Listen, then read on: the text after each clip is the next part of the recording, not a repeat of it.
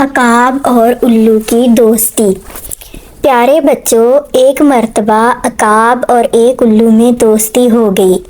عقاب بولا، بھائی الو، اب میں تمہارے بچوں کو کبھی نہیں کھاؤں گا، مگر یہ تو بتاؤ کہ ان کی پہچان کیا ہے؟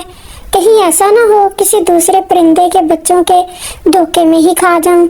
الو نے جواب دیا کہ یہ کوئی مشکل بات ہے، میرے بچے سب پرندوں کے بچوں سے زیادہ خوبصورت ہیں، ان کے چمکیلے پر دیکھ کر تم ایک ہی نظر میں اس کو پہچان جاؤ گے۔ اور اس دوران عقاب نے الو کی بات کاٹ کر کہا، بس میں سمجھ گیا، اب میں کبھی دھوکا نہیں کھا سکتا، مگر بھائی ہر بات کو پہلے پوچھ لینا ہی اچھا ہے، پھر پچھتانے سے کچھ نہیں ہوتا۔ اچھا، پھر ملیں گے، عقاب نے کہا۔ اللہ حافظ یہ کہہ کر عقاب اڑ گیا۔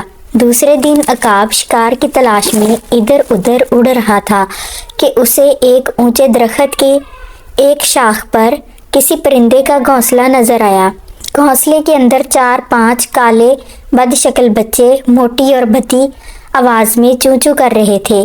عقاب نے سوچا، یہ بچے میرے دوست الو کے ہرگز نہیں ہو سکتے، کیونکہ نہ تو یہ خوبصورت ہیں اور نہ ان کی آواز میٹھی ہے اور سریلی ہے۔